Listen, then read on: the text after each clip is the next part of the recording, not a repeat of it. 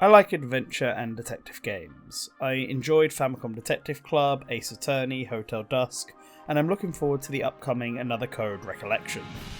Unfortunately, despite this history and my experience with these games, I don't think I'm the right demographic for the recently released Detective Pikachu Returns.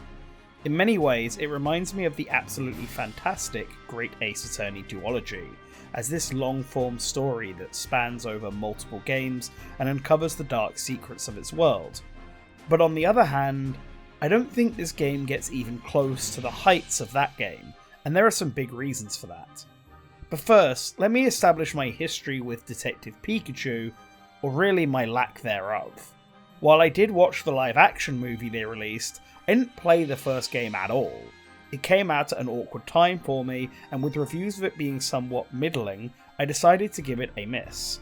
So I came into this game without any knowledge of the story of the first game. Thankfully, the game does a good job of getting players up to date on the R incident and reintroducing both Tim and Pikachu. I only bring this up though because, like the Great Ace Attorney duology, it feels like the story of Detective Pikachu is made up of two parts, and you can really get the best out of it by having played both games. It's less Detective Pikachu Returns and more Detective Pikachu Continues. So me going into this game wasn't because I was a fan of the first one, or even the movie for that matter, as I only really enjoyed it from the novelty of seeing the Pokemon in the real world, but because I was a fan of the genre, and that ended up being a problem because Detective Pikachu Returns feels like it was designed for new players. It has everything gameplay-wise you would expect from a title like this: investigations, interrogations, looking over and sorting out evidence in your head, and the big aha moments as you reveal the truth of the mystery. But all of these elements are then taken and dumbed down to their absolute basic form, to the point that babies could probably fall their way through this game. Sure, you can collect evidence and get testimonies, but then rather than letting the player figure out what it all means and connect the dots, the game does that for them. Sure, it gives you multiple options to pick from, but it's usually really obvious what the answer is, and in the rare case where it isn't, there is no penalty for getting anything wrong here. The game just makes you pick a different option until you get it right. It's way too handholdy for a game of this type, and this causes the game to boil down to a walking simulator instead. But it can't even do that right. No, the game doesn't walk for you, as that would be ridiculous, but it does make investigating super tedious and padded by having players go back and forth across the same areas over and over again. As an example of this, the Pokemon quizzes that appear in every chapter ask the player to go and find a specific Pokemon being described and report back to the Quizmaster. Now, this questline has a number of issues already in that the player doesn't need to think at all. When the Pokemon is described, the correct Pokemon will get an exclamation mark above their head, and Tim or Pikachu will outright say it's the right Pokemon when you interact with it. So it's less of a quiz and more of a walk from point A to B and back again game.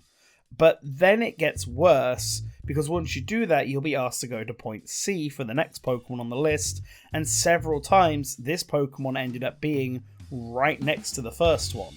So as a player, I'm just being asked to run from one side of the map to the other just to click on something and come back several times in a row across the same stretch of land. Chapter 4 is literally the only one in the game that manages to have a tolerable quiz quest, and that's only because it gives you the quiz almost immediately, so you stumble across all the answers as you solve the other quests in this chapter. Now, although a majority of the game does end up being like this, you do get the occasional shifts in gameplay that are significantly more interesting. There are stealth sections in a few chapters that are pretty easy but still kinda neat, and Chapter 2 has a pretty decent puzzle where you have to find the right berries and then place them on the correct statues, and that actually requires some thought from the player. But the best gameplay segment is when Pikachu separates from Tim and teams up with other Pokemon. In each chapter, Pikachu will get another Pokemon to work alongside, and each of these Pokemon have their own unique abilities. Growlithe can smell things and track scents, while Darmanian can punch down walls and blockades. While all very simple additions, they add enough freshness to make these segments the best parts of each chapter, and they give us a view of the world from a purely Pokemon perspective, which is another positive about this game. I love being able to run around the world of Pokemon and chat with Pokemon to get their thoughts and perspectives. It's very different from the Mystery Dungeon games, where the Pokemon act like humans would. Here, the Pokemon act like animals. They are people's pets, and some only have a basic understanding of what things in the human world are, like coffee for example. I found that this gave the Pokemon a charm that most of the human characters were lacking. While I did enjoy walking through this world as a civilian, actually seeing Pokemon interacting with people on a day-to-day basis and their actual in-universe sizes, something the main series surprisingly rarely gives us, most of the human characters had fairly dull or generic dialogue. Most of the interesting conversations in the game are between the Pokemon, who also seem to express the most variety in personality and emotion. It's no surprise then that Pikachu is easily the best character in this game. He sits right in between the world of Pokemon and the world of humans, and being the main character, he obviously had a lot more focus put on him, and a lot of the stuff he gets to do and say is quite enjoyable. Tim, the other protagonist, eventually grew on me, and what we see of Harry, Tim's father, is all brilliant. But the rest of the human characters are either fine, forgettable, or just downright bad. The voice direction for a lot of the human characters in this game was awful, and anyone who isn't a key character with their own unique portraits just feels lifeless and unfinished. Graphically as well, the game suffers. The original Detective Pikachu was a fairly impressive looking 3DS game, but on the Nintendo Switch it doesn't feel like much has changed. Even though they're using the exact same models as all the other Pokemon games, it just looks even worse here, and I think that's the fault of the lighting and texturing of the environments being fairly poor. It stands out immediately, especially this late into the Switch's life cycle, and especially following several other Pokemon games which look significantly better, like Pokemon Snap and Pokemon Sword and Shield. At least the music is pretty great. I could tell that the sound team were enjoying themselves, as many tracks in this game go unnecessarily hard, in a good way. Luxray's theme had me bopping the whole time it came on, like I was ready to go clubbing, and some of the background themes really fit the vibe of a detective mystery game. The music really is the highlight of the presentation. Lastly, let's talk about the story in more detail. I mentioned at the start that this game feels like a continuation of the first title, but you don't need to have played it to understand the plot. And while part of that is the player being caught up to speed on the events of the first game, as they get discussed several times throughout the story, it's also a case that the story itself in this game is pretty much what you'd expect it to be. I won't spoil anything, but it becomes pretty clear early on what this game's story is going to be about, complete with all the twists and turns. And this is extra true if you've seen the movie, which does have a different plot technically, but they either both followed the exact same original outline, or this game is heavily inspired by the film. The best thing to come out of this story isn't really the plot itself, but the scenarios that our heroes find themselves in, and the way that the story is told to us.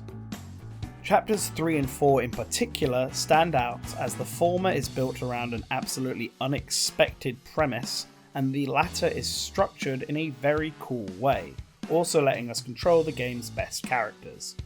It makes these parts of the game more enjoyable than the rest, because the story is actually keeping me willing to push through everything else. Although, just an aside here, I find the world of Detective Pikachu weird.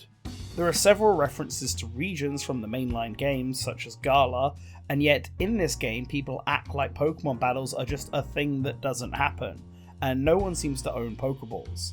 The story has some odd scenarios and dialogue that, as someone who's been experiencing the world of Pokemon since it began, made me raise an eyebrow.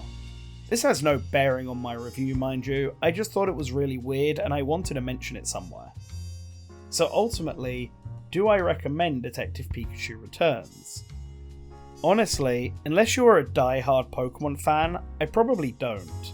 The game is way too easy and holds your hand way too much for a detective game, and even though I think it's intended for really young audiences, The gameplay is too dull and the story too straightforward to really keep kids engaged.